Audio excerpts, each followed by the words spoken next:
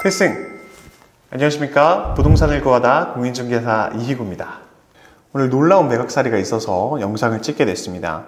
오늘 가져온 거래 사례는 강남구 신사동에 위치한 꼬마 빌딩입니다.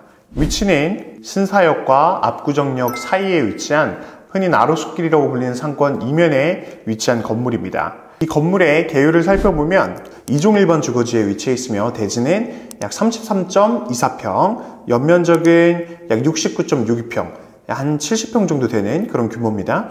지하 1층에서 지상 3층 규모로 건축된 올 근린 생활시설의 올근생 매물이었습니다.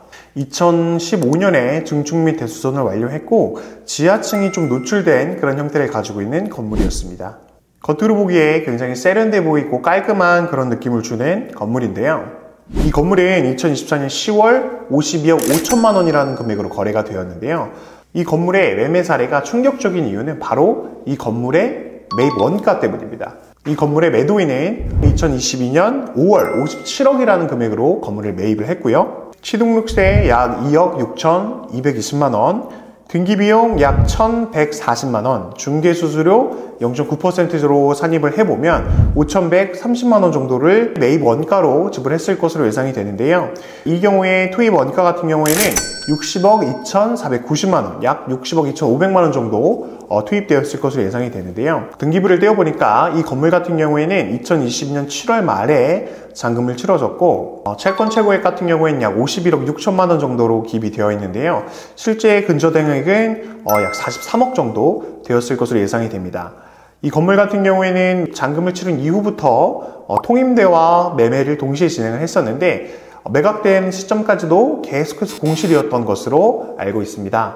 약 2년 동안의 이자 비용을 계산을 해보면 대출금 43억에 금리 평균 약 4% 정도로 예상을 해보면 연에 약 1억 7,200만 원 정도 수준의 이자 비용이 발생을 하게 되는데요.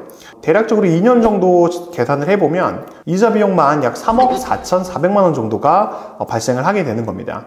매입 원가가 약 60억 2,500만 원 정도 되는데 여기에 이자만 3억 4,400만 원 정도가 되는 거니까 결국에 부대비용 및 예상 이자 비용 같은 경우에 산입을 해보면 63억 6,900만 원 정도 수준이 예상이 됩니다. 매매가 같은 경우에 약 52억 5천만 원 정도로 매매가 되었기 때문에 투입 예상 원가 약 63억 6,900만 원 빼기 52억 5천만 원 정도, 실제로는 약 11억 2천만 원 정도, 11억 1,900만 원 정도 손해를 보고 매각한 그런 가슴 아픈 매각 사례가 되겠습니다. 이 건물 같은 경우에는 제 손님도 많이 검토들을 많이 했기 때문에 많이 다녀왔던 그런 건물인데 신사동에 50억대 건물이라는 점은 굉장히 매력적인 포인트인데요. 아쉬운 점은 4m 도로를 접하고 있어서 도로변이 조금 아쉽다라는 거.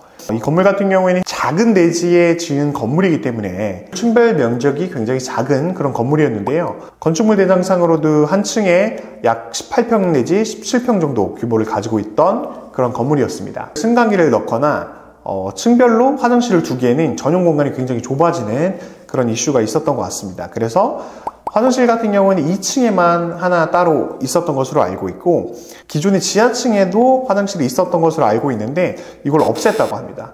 그러니까 통으로만 사용을 해야만 사용이 가능한 그런 구조를 가지고 있었던 것이었고 결국에 임대가 맞춰졌다면 이렇게 큰 손실을 보고 매각을 하지 않았을 것으로 예상이 되는데요. 많은 레버리지를 이용해서 건물을 매입을 하게 되면 임대가가 굉장히 중요해지게 됩니다.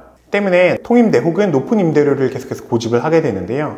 이렇게 장기간 공실이 계속되면서 금리 부담이 계속해서 커졌을 것으로 예상이 됩니다. 매도자께서 결국에는 큰 손해를 보더라도 빠르게 매각을 하려고 마음을 먹었던 것으로 보여지는 케이스입니다. 이런 거래 사례를 통해서 최근의 분위기를 볼 수가 있는데요. 이런 것들을 반영해서 통임대보다는 구분임대가 잘 될 수 있는 건물들을 많이 선호하는 편입니다. 또 층별 면적이 또 너무 작으면 개별 임대 또는 통임대를 맞추기에 좀 적절하지 못하기 때문에 층별 면적도 신경 써서 매입을 하는 경향을 보이고 있습니다.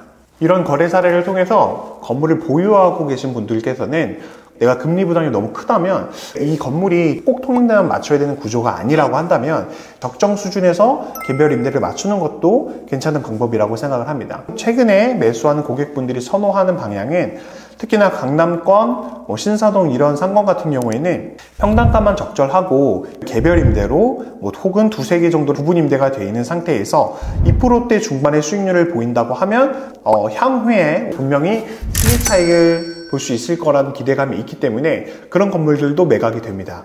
물론 수익률이 많이 나오면 좋겠지만 무조건 3% 나와야 하고 통임대가 나와야 한다, 이런 부분은 아니라는 생각이 듭니다.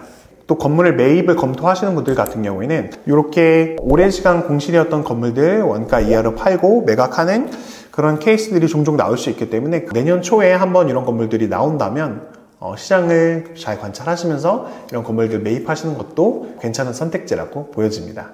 본 매매 사례 같은 경우에는 현재 계약이 되었다라는 실거래 소식을 보고 영상을 찍게 되는 거고, 실제 잔금까지 100% 이어지지 않을 수 있다는 점, 또한 원가, 이자 비용 같은 경우에는 예상치로 반영을 했기 때문에 실제와는 상이할 수 있습니다. 감안해서 영상을 참고해 주시면 감사하겠습니다. 본 영상이 마음에 드셨다면 구독, 좋아요 부탁드리겠습니다. 앞으로 더 좋은 영상 가지고 찾아뵙도록 하겠습니다. 감사합니다. 필승!